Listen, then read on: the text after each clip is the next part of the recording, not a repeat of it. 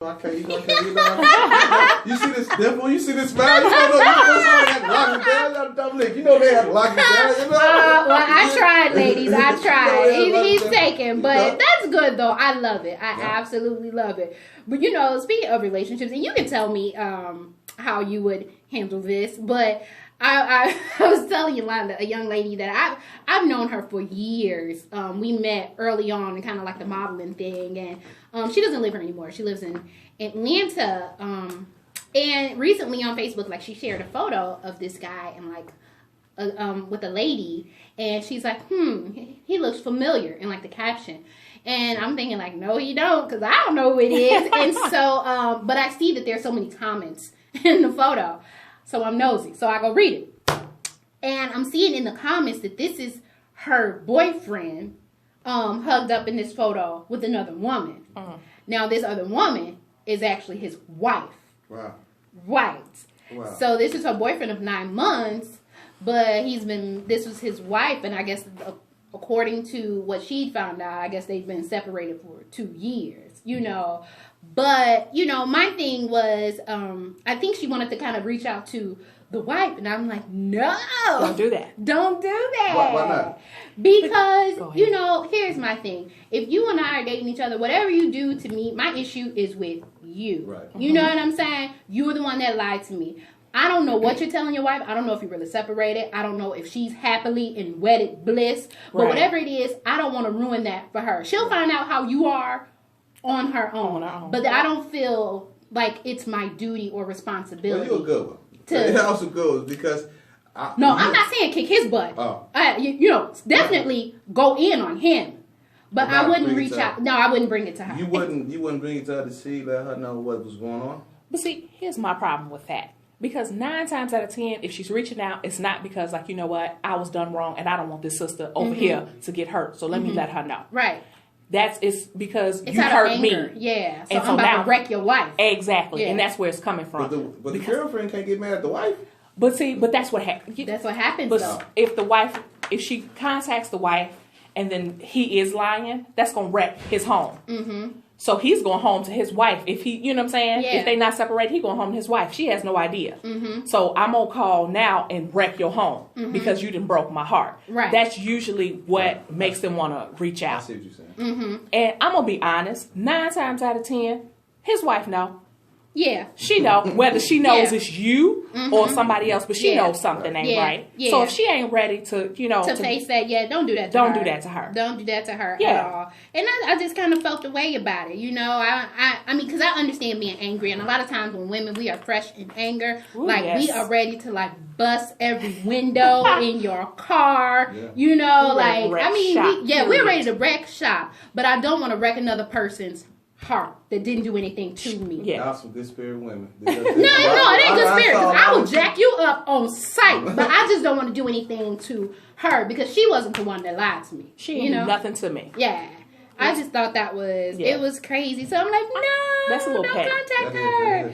Yeah, I kind of thought that was a little petty. Yeah, so if she gonna do it, that's one of them things where you have to step back and make sure you're doing it for the right reason. Yeah. That's true, and it's really hard. It's one of those decisions that you can't even make like quickly on your own. Like you need to take some time, talk to your girl. Well, we used to call it men ain't SHIT nights. That's what we would call it. Y'all still doing that? Well, it depends. You know, right now I think where everybody's in a good place, so we have moments. You know, we have moments, but we used to make it a night, and that's what you do for your girl. You are their support. And so, you go and you talk trash about them. You get it out your system. You cuss, you laugh, you cry. Whatever you need to do. And then you go on with your life. Some people not doing that. Some people go back on with him. Oh, but that's your choice. I won't judge nobody for that. But I'm just saying, leave the wife. Because technically she's innocent in this. Yeah. She ain't done a thing to you. Yeah. And so, speaking of players and everything, I ran across an interesting little list. Because, I like to do my list. You know what? I enjoy your list. And it was called 10 Tips on How to Tackle Dating a Player. Oh my goodness. Right. Wow. Yes. Let's hear this. Yes. So the first one is avoid jealousy and hearsay. Yeah. No, you guys could have saw the look Yolanda just gave me. I didn't write it. I'm just saying that's was number one, you know, because they're saying you're bound to run into it. You're bound to run into the girl, you know. You know what I'm saying? And you are bound to get those feelings and feel away if he's with someone else. So you have to avoid being envious, and you have to avoid the hearsay. Now, the hearsay you're not going to be able to avoid. You're just going to have to learn how to deal with it. Right. And even the envy to a certain extent. You ain't going to be able to avoid that. You feel how you feel. You're just going to have to learn how to control it if this is the life you want. Yeah. I'm not built for it. I'm going to just say this right now. I've already known I'm not built to date like a player kind of guy. What about... Absolutely not. Is a difference between playing a person that's in a public figure. Too, because they could be no, they just a public figure, but they still a player. But I'm saying so many women. Their options, right? You know, that be around, like just not even say nothing, like, but just like myself, kind of how. Right, because you're in entertainment, so you feel like you have, a lot of options and people are approaching you. A lot of women be around. Yeah, a lot. I get what you're saying, but it doesn't. But because of your status and your occupation, it doesn't change the fact that it makes you a player.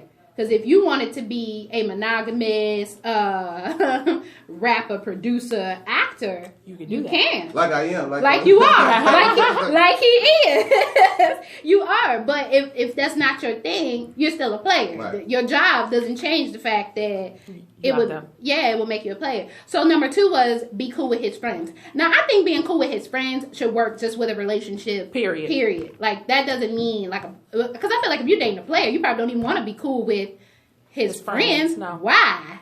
But I feel like it was a real relationship. You can see yourself building with this person. And yes, I want your friends to like me. Yeah. But if I know you're a player, who cares? Like, you doing your thing. Feelings, right. Obviously. Right. So I'm like, man, please. Yeah. So, and then number 3 was keep your options open. Well, you ain't got no choice. You really don't. Open for you. You really don't have an option in that. Well, you do, because there are people who hope that they can turn the player into, kind of a I don't want to say upstanding guy, like he's not, like he just ain't nothing. But they would hope to make him a bit more faithful. So, sometimes they'll monitor what they do, or maybe it's just not in you to deal with multiple people, even though that's their route. So, according to this list, it's best to still keep your options open. And I'm assuming that's because while he's out doing his thing, because clearly he's going to be with other people, at least you have something else to do. Yeah, something else to do, a distraction, so maybe call the nice fella from work, or I don't know. Somebody on the Twitters. I don't know, girl, but keep your options open. And then number 4 says to keep him guessing, like you don't make yourself too available. But I feel, again, that's one of those things I feel like should go for relationships, period. You should never be so accessible to anybody for anything. Like, your time should be valued, and when you make yourself too accessible, no one will appreciate your time. You know what? That's true. That's true. Yeah. That's true. So I just think that should go like overall. Now number 5 says set your standards high. What? Okay. You know what? What? That don't make no sense. What? That don't make no sense. And I did say not no sense. That's what I said.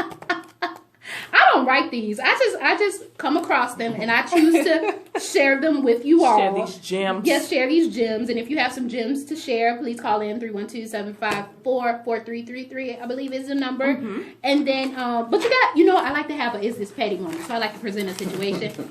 And then ask you all, like, if it's petty. And this is true. This is like a true story, though. Okay. It's always a true story. So, and if you do this to me, Londa, I'm going to tell you right now. See, here we go. Be upset. You know what? I'm going to miss the next show, guys. I don't like the way this one is going, okay? So, basically, a young lady, she had planned to go to her friend's wedding, So, but the day of the wedding, her babysitter canceled. But on the invitation, it specifically said, like, no children. So she couldn't, take the baby. So she couldn't go. Well, like, a week later, she get an invoice. And it's a bill from her friend for missing the reception. So it's like $75, $90. Like, it was accurate. It was accurate. Because it was going to be her date at the reception. So it was like $30 a meal. Then they got like the sales tax on it. So it was really like $75 and some change that she sent this girl, like her invoice, for not showing up to the reception. Now, I don't know everything about wedding etiquette, but I'm just saying. Now that's like an invoice for missing the wedding? Yeah, that's petty. It's petty, but guess what? I always keep my word. Yeah, but see, she was gonna keep hers too. So if you got a baby, that's $79. You go. if you say you're gonna do something, they put you on a list and they pay for it. They sell. You always got to keep your word. With every, so you saying you just pay the invoice? I would say, oh, that's petty. I look at this petty, but I will understand everything. You only got your word in this world. If you break it, you got to bear the consequences. See, you know what? That I like that. That's not how I would handle it. Yeah, she ain't flowing. Right. She ain't flowing. That's not how I would handle it because I can tell that has nothing to do with you trying to really get me to eat the cost. She was petty that she didn't show up. Yeah, she was hot. That was done out of anger. Mm-hmm. See, that's one of the things we were just talking about. Sometimes. Yeah, you have to understand women logic to get that. Because that's what that was. Yeah. She was mad. And so she was like, you know what? She going to pay for this plate. She didn't come. Sent her a 70 girl. I'd have been at her front door. Right. With my baby. I would have said I can go and I offered to pay. She did. She told her that she wouldn't be able and to come. offered to pay. But why? Like, because see, in my think about if you when you make arrangements, you prepay for things. But think about this though. If this is your girl and she's getting married, I'm sure I've gotten you stuff for your bridal shower. I'm sure I've done all sorts of things for you up until your wedding. I'm sure I even got you a wedding gift with some change in the car. And I was with you every step of the way. Every step. Because you know, a lot of times women get crazy. You have to try 700 dresses. Right. I was there every single time. And you send me an invoice for a $30 dry chicken dinner? That's what you won't do? No. Yeah, see, and I wouldn't pay for it? No. No. See, I almost got it. I just would because I just definitely, I always think about my word.